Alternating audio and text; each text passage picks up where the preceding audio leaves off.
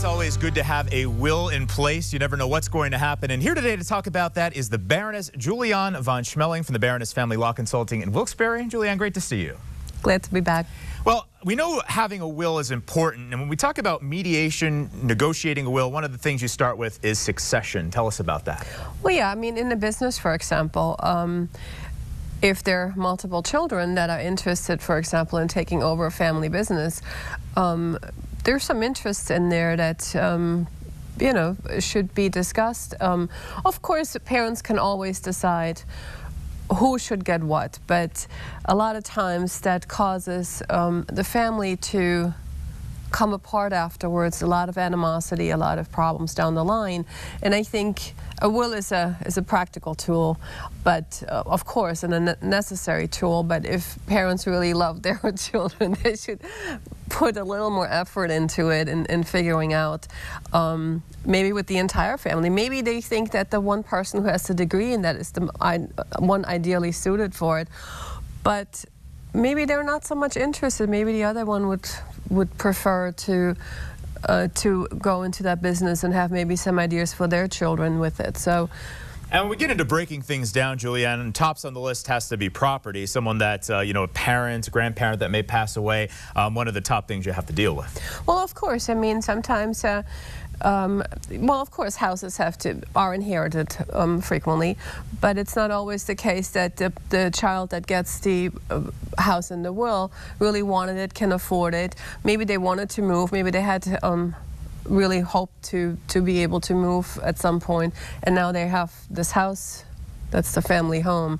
So it makes a lot of sense to discuss what should go into a will. I mean, it's a legal document. In the end, you give it to an attorney, but the whole process makes a lot of sense in mediation when there's several parties involved. And sometimes you may actually end up skipping a generation just because there is a parent that might go right to a child in terms of property, money, things like that. Yeah, I mean, a lot of times in this area here, people stay around here, and sometimes the grandchildren are the ones that are going to college for a particular degree and would be very well suited to take over a business.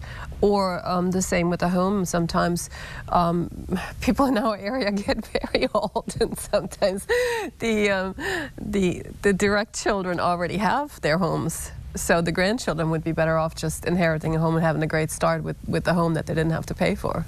All right, the Baroness Juliane von Schmeling, some interesting information for our viewers that need to get in touch with you. How can they do that? Well, they can find us on the web, both on our Facebook page or at thebaroness.biz, and they can also call us at 570-814-3563. All right, the Baroness Juliane von Schmeling from the Baroness Family Law Consulting in Wilkes-Barre. Thanks so much. We'll catch you again next time. Great. Be back. Garrity's executive chef Doug Stark is here today, and he already made us a fresh vegetable dinner dish from the garden with all of the fixings from the garden, locally grown. And now we are learning, here it comes, drum roll please, how to pick the perfect watermelon. Well, it's summertime, and once again, the watermelons are growing fast and doing a great job out there. But watermelons can be eaten year-round, and people always come up, how do I pick a good watermelon? People have come up to me and asked me to pick a good watermelon. Here we go. We got a nice green watermelon sitting in the box. Flip it over. There's a nice yellow spot. That's the trick right there. Simple as that. Simple as that. That's where it's been sitting on the ground and ripening. A lot of them are white, and you see them, and you know you might get lucky off it, but you know I'm gonna cut it, and hopefully my